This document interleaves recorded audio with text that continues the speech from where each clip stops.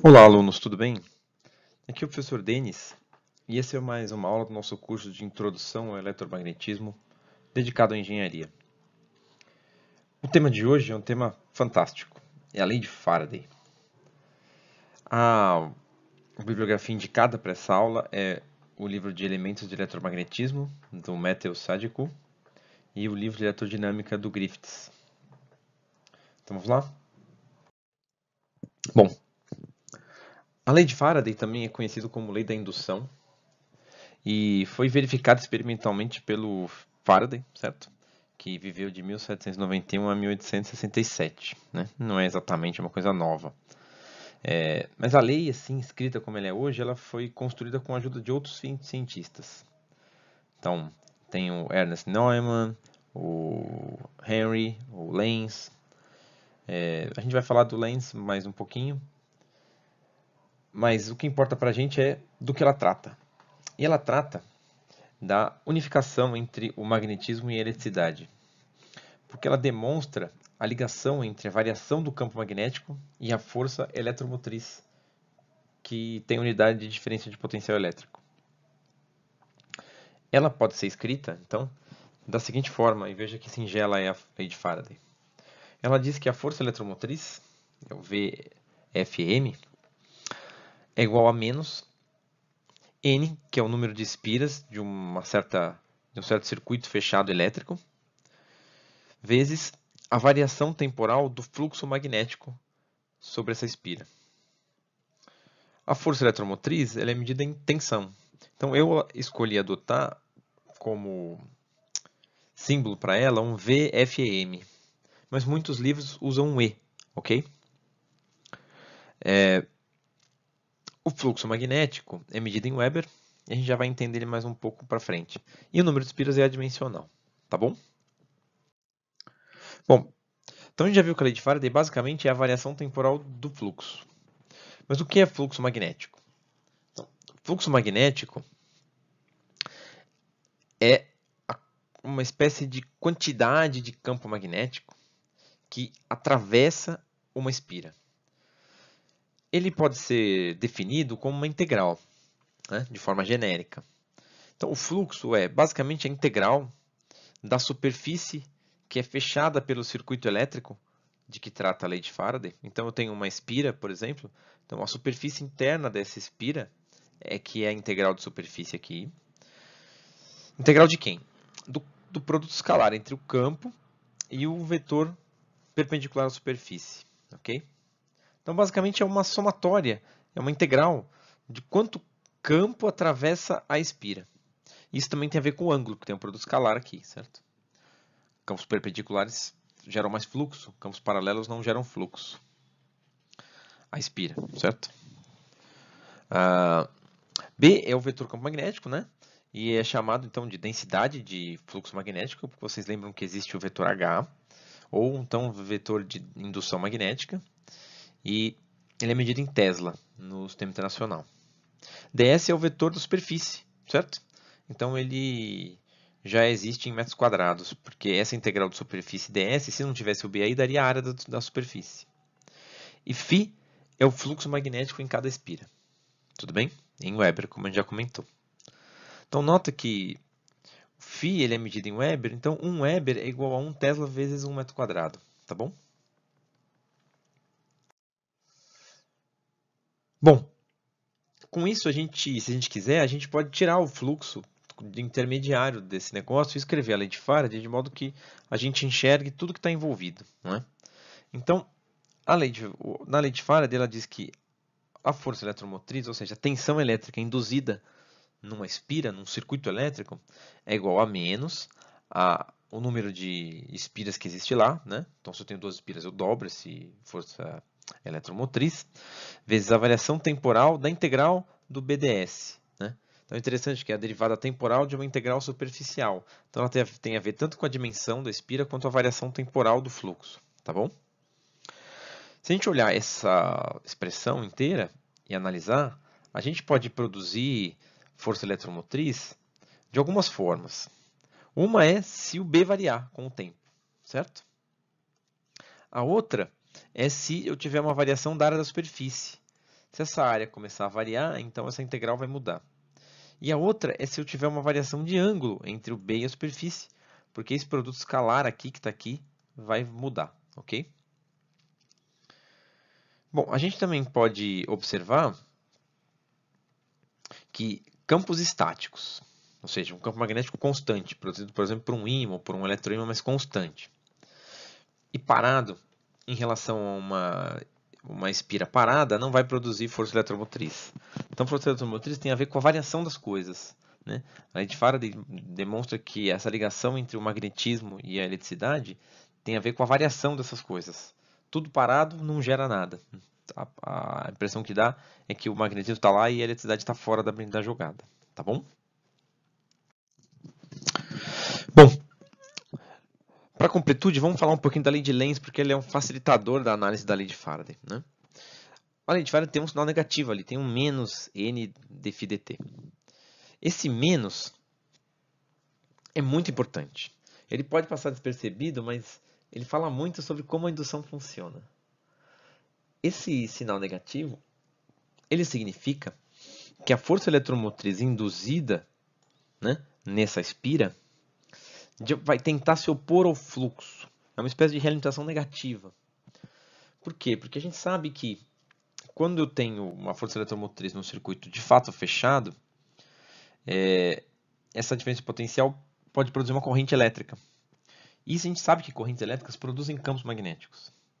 Então, esse campo magnético produzido por esse processo como um todo vai tentar se opor ao campo magnético externo e à variação do campo magnético externo, ok? Então, o enunciado da lei de Lenz é o seguinte, ó. O sentido da corrente induzida pela força eletromotriz, é tal que o campo magnético por ela criado é oposto à variação do fluxo magnético que ele deu origem. Então, se o fluxo está caindo, a corrente que vai ser induzida é uma corrente no sentido de produzir um campo para manter o fluxo constante.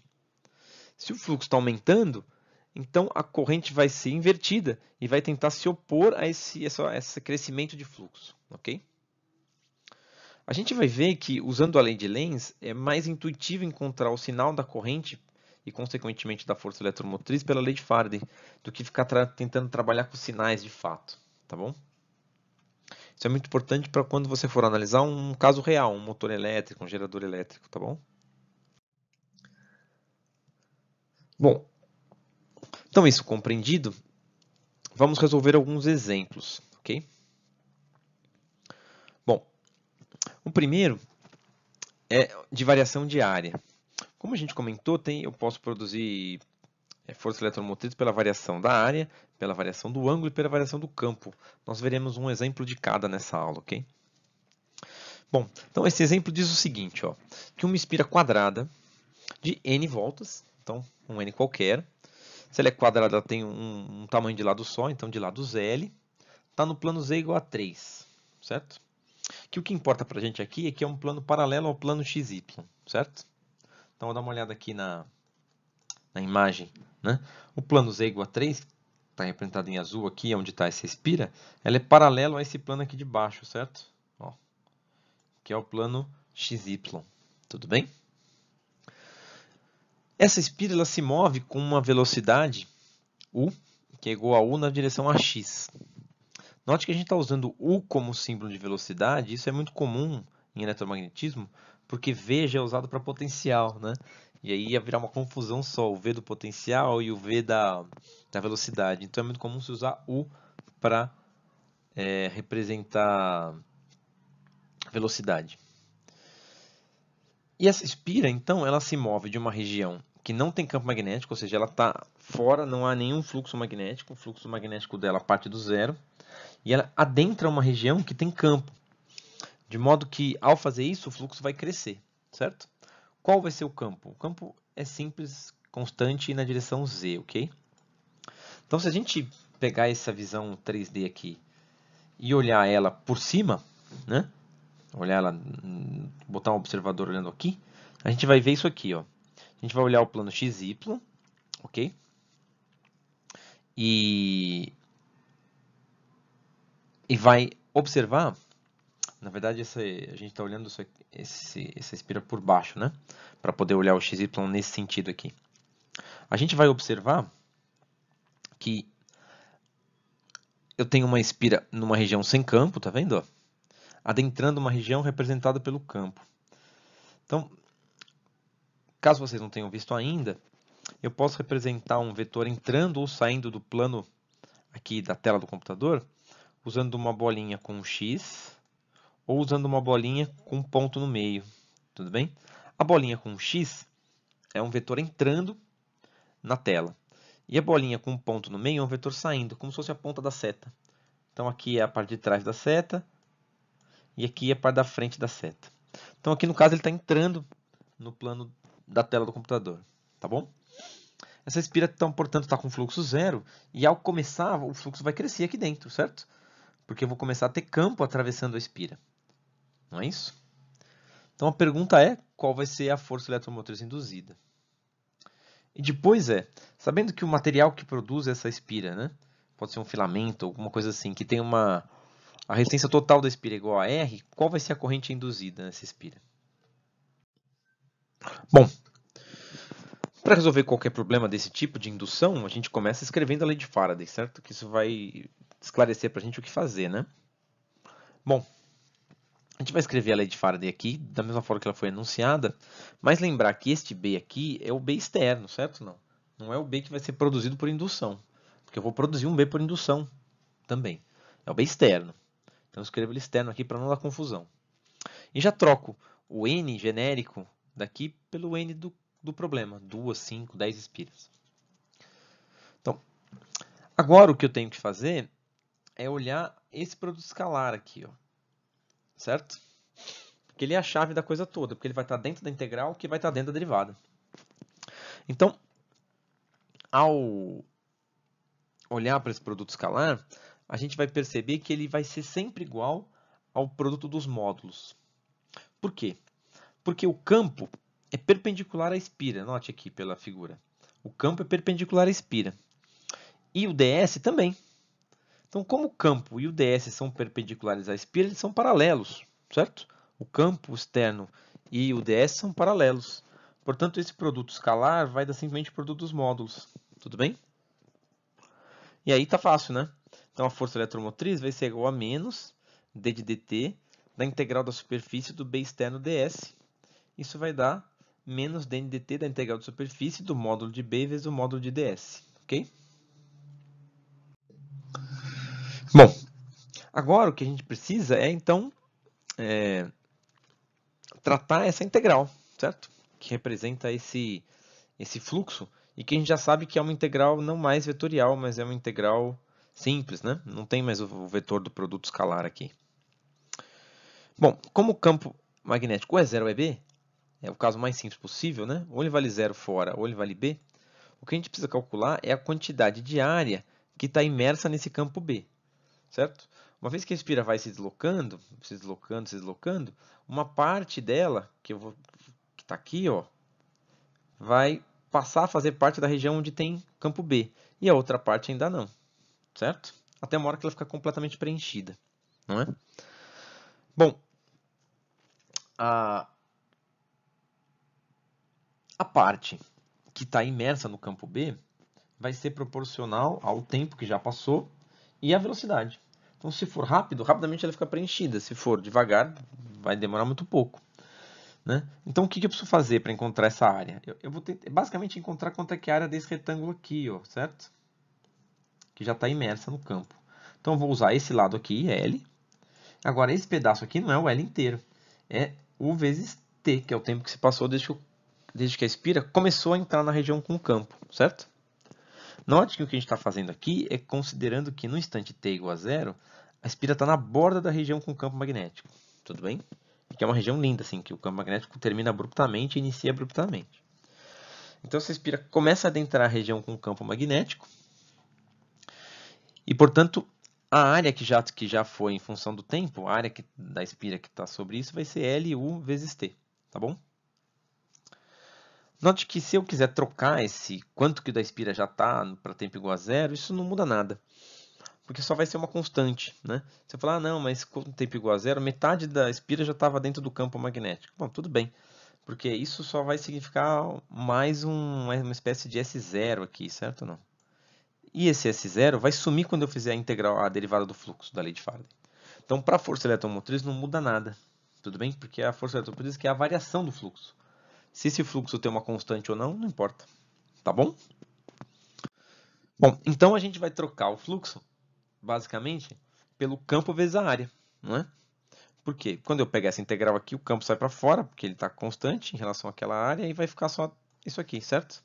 B vezes L vezes U vezes T. Olha, olhando para a figura, a gente também percebe que o fluxo está crescendo, certo ou não? Não é isso? Então a gente já vai adotar que a derivada de φ dt é maior que zero. Tudo bem? A gente já sabe disso, certo? Se estivesse decrescendo, se a velocidade fosse, por exemplo, nesse outro sentido, se o U de t fosse ao contrário, saindo da região, então essa derivada teria que ser negativa. Bom, então o que eu tenho aqui é novamente voltar para a lei de Faraday, e agora eu posso escrever em termos do fluxo, porque eu já calculei o fluxo. Então, é menos n d φ dt. Então vai ser menos n d de b vezes L vezes U vezes t. Essa é uma derivada bem fácil, certo? Porque o B, o U e o T são constantes e saem para fora. E aí fica uma expressão assim, ó, que é dt dt. dt dt igual a 1, certo ou não? Então isso vai dar menos NBLU. Ou se você não está entendendo essa notação, o N é o N, o B é o módulo do B externo, o L é o lado e o U é o módulo da velocidade. Ok? Então note que a força eletromotriz depende da velocidade. Se a espira está entrando muito rápido, a força eletromotriz aumenta. Se a espira está entrando muito devagar, a força eletromotriz diminui. Tá bom? A gente calculou diretamente com o sinal, né? Sabendo que essa derivada é positiva e tudo mais. Mas em muitos casos, encontrar esse sinal vai ser confuso, esses vetores todos, certo? Então tem uma forma de checar esse resultado, que é importante para gerar nossa compreensão sobre a lei de Faraday.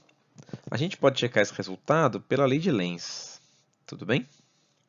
Então, segundo ela, o sinal da força eletromotriz é tal que a corrente eventualmente induzida vai produzir um campo magnético induzido oposto à variação do campo B. Nesse caso, o campo B está crescendo. Então, eu vou ter que gerar um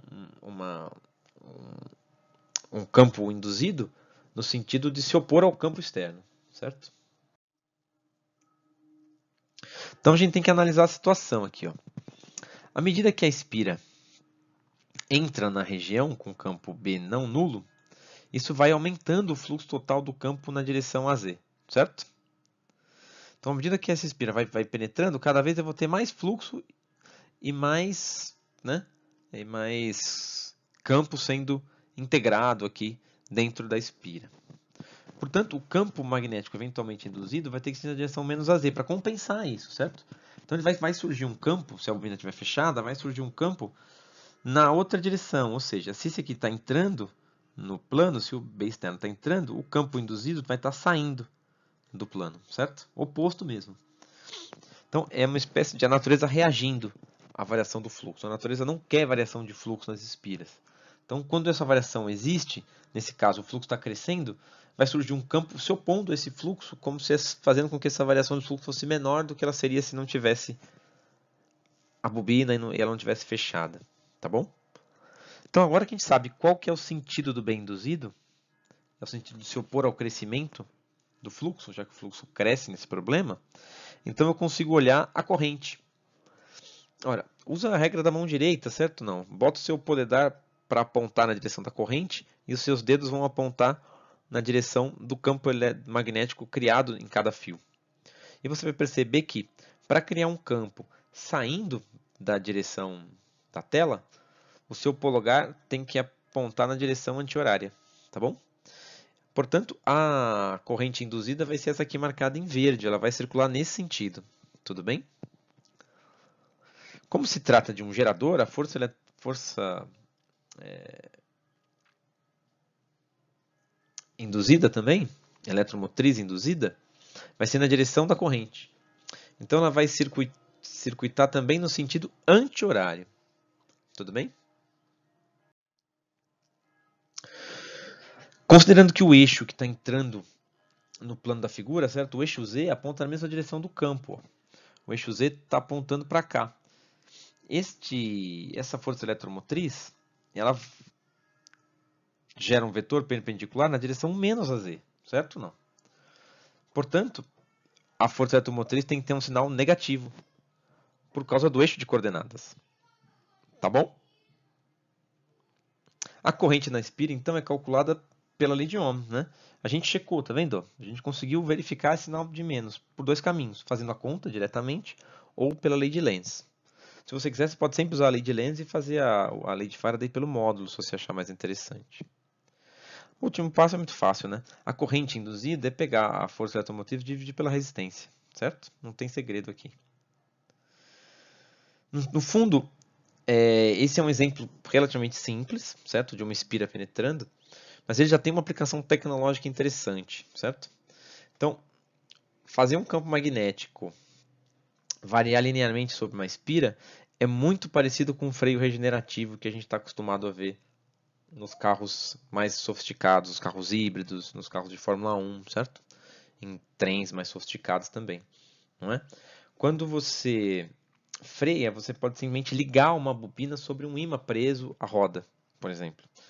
E ao fazer isso, o campo magnético do ímã vai penetrar uma espira e vai gerar uma corrente. Ao gerar essa corrente, você consegue carregar uma bateria, por exemplo, tá bom? O efeito que a gente não está olhando para agora é que, ao fazer isso, você vai ter dois campos magnéticos sendo criados, o campo magnético induzido e o campo magnético externo. E a interação desses dois campos vai gerar uma força sobre a roda que vai frear ela. Então, uma troca de energia, né? Eu troco energia cinética por energia elétrica aqui na bobina, tá bom? Maravilha! Então já foi entendido o primeiro exemplo, que é a variação de área. Agora vamos entender como é que funcionaria um problema de variação de ângulo, não é? Note que os problemas da lei de Faraday são todos muito ricos. Então vamos pensar assim, ó. Para a gente não ficar preso em esferas retangulares e quadradas, vamos pensar numa circular que tem n voltas e tem uma certa área A, tá bom? Se você quiser, você pode pensar no raio, mas vamos pensar direto na área. Dessa vez vamos colocar ela direto no plano z igual a zero, que é mais simples, tá bom? Ela vai estar alinhada, coplanar ao plano z igual a zero, em t igual a zero. Então, para t igual a zero vai estar assim, ó, como desenhado aqui nessa imagem, tudo bem?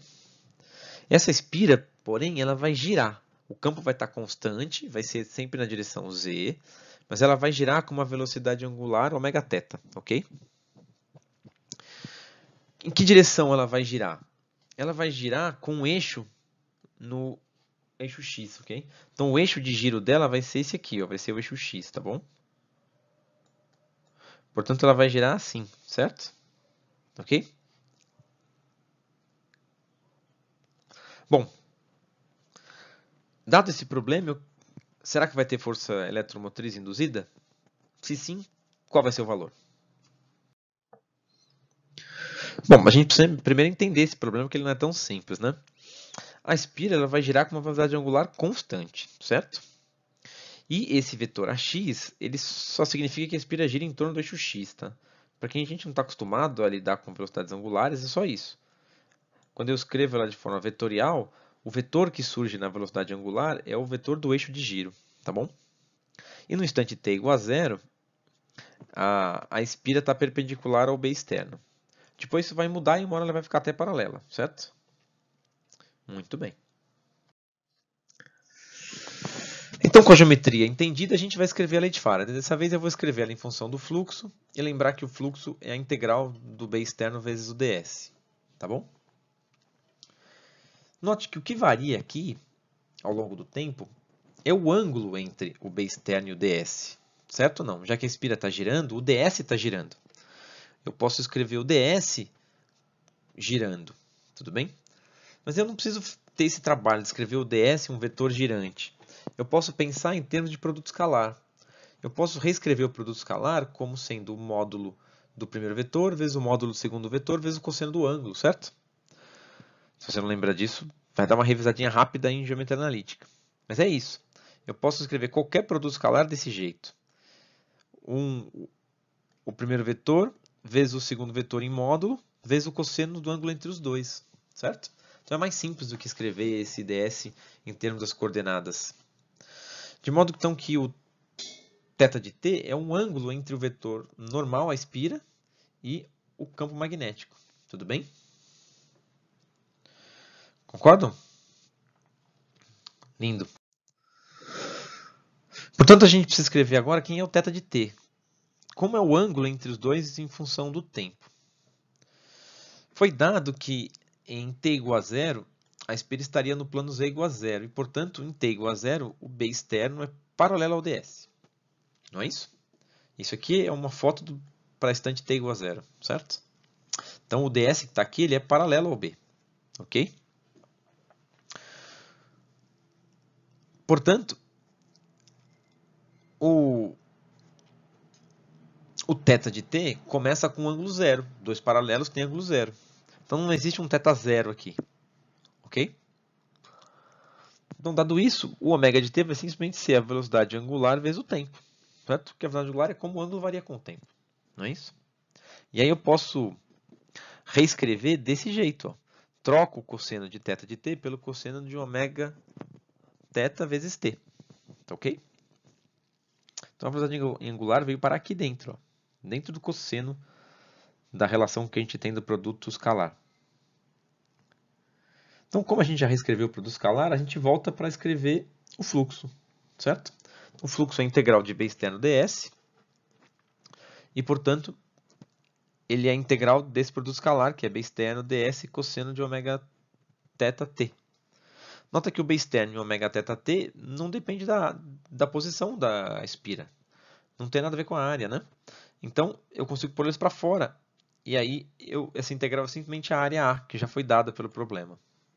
Então, o fluxo está aqui, ele é uma expressão relativamente simples, mas que depende do tempo. Então, vai ter sim força eletromotriz induzida, porque o fluxo varia com o tempo. Sempre que o fluxo varia, eu tenho força eletromotriz induzida. Bom, por fim, né, agora que eu tenho o fluxo, eu vou aplicar a lei de Faraday e derivar esse fluxo, tá bom? Então, eu vou trocar o N maiúsculo por N minúsculo, que é a quantidade de espiras, lembrar que tem o sinal menos da lei de Lenz, e derivar B externo cosseno de ω θ t vezes A. O B externo é uma constante, a área é uma constante, eles saem para fora, ok? E eu fico só com a derivada do cosseno de ω θ t. A derivada do cosseno é menos seno. Só que eu tenho que usar a regra da cadeia aqui, então fica a derivada da função de fora, que é seno, menos seno, vezes a derivada do que está dentro. Derivada de ω θ t vai ser igual a ω θ, ok? E, portanto, a força eletromotriz induzida vai poder ser escrita como? Note que esse menos vai cancelar com esse menos do seno aqui, e vai dar N, B externo, a área, a velocidade angular, vezes seno de ω θ t. Então, é uma força eletromotriz induzida senoidal, não é? Que de vez em quando vai dar zero e de vez em quando vai dar o valor máximo, N, B externo, A, ω θ. Tá bom? É uma tensão senoidal. A gente já viu isso em algum lugar? Já viu sim, já viu na tomada. Né? Eu tenho uma tensão senoidal na tomada da nossa casa, certo? Qualquer tensão em corrente alternada é senoidal. Então, este pequeno sistema é basicamente um gerador elétrico simples, ok? É o princípio de funcionamento de qualquer gerador de corrente alternada. O que muda deste problema para um gerador de corrente alternada real, tecnológico, é a quantidade de espiras, são os ângulos, porque eu não vou deixar ficar com um ângulo só, vou colocar 2, 3, 5 ângulos e assim por diante. Depende do tipo de usina que eu vou usar também, se eu vou usar um motor para acionar, alguma coisa assim. Mas isso já é um gerador elétrico, tudo bem? Maravilha, então já vi uma aplicação, um exemplo que caiu num freio magnético e uma outra aplicação que caiu num gerador elétrico. Note como a lei de Faraday é extremamente tecnológica, né? Vamos para um último exemplo. Esse é um exemplo em que o campo magnético varia, ok? Então, nesse exemplo a gente vai adotar aqui uma espira retangular de novo, só que dessa vez é retangular, não é quadrada, de n voltas, vamos continuar deixando genérico, que tem lados L1 e L2, está no plano x igual a zero. O plano x igual a zero é o plano ZY, tá bom? Só para a gente variar um pouquinho nossas coordenadas aqui. Essa espira está imersa num campo magnético externo que depende do tempo. Só que essa dependência é dada pelo problema. é um campo senoidal também, ok? Então, esse campo vai ser igual a seno de ômega xt vezes ax, tá bom? Então, é um seno na direção ax. Pede-se para calcular a força eletromotriz induzida nessa espira. Então, a gente pode pegar esse problema e dar uma olhada nele de forma tridimensional. Dessa vez, o meu plano está aqui, ó. Está aqui no x igual a zero, e não no z igual a zero. Então, ele existe no plano YZ aqui. Tudo bem? Muito bem. Como é um seno, né? Eu não posso plotar esse campo externo para t igual a zero, senão ele não existe, é zero, né? Para t igual a zero, o seno é zero. Então eu plotei para quando o argumento aqui interno for igual a π sobre 2, que é o máximo. Tudo bem? Positivo. E ele vai apontar aqui, ó, na direção x, tá bom? Então o eixo x está para cá, ó. Então o campo aponta para cá, certo? Se eu quiser entender esse problema bidimensionalmente, o que eu preciso fazer é pegar esse sistema aqui e projetar, né? Eu vou olhar ele agora desse lado aqui, ó.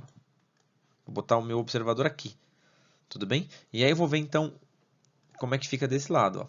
Eu tenho a minha espira aqui, tenho o eixo z e o eixo y, então não confundam com xy que a gente está acostumado, porque dessa vez o campo não está na direção z.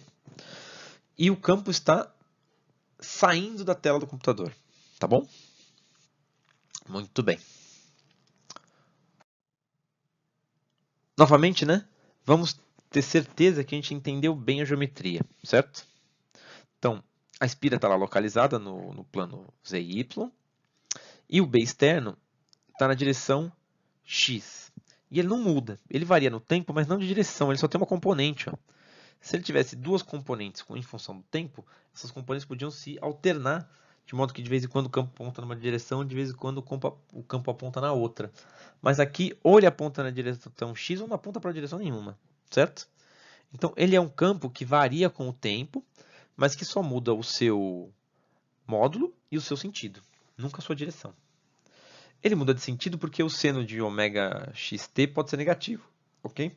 Então, de vez em quando ele está saindo da tela do computador, de vez em quando ele está entrando. Se o seno for negativo, ele está entrando, por exemplo. Tá bom? Essa é uma aplicação parecida com um gerador elétrico, mas um gerador elétrico em que quem varia é o campo e não a espira. Quem gira é o campo e não a espira.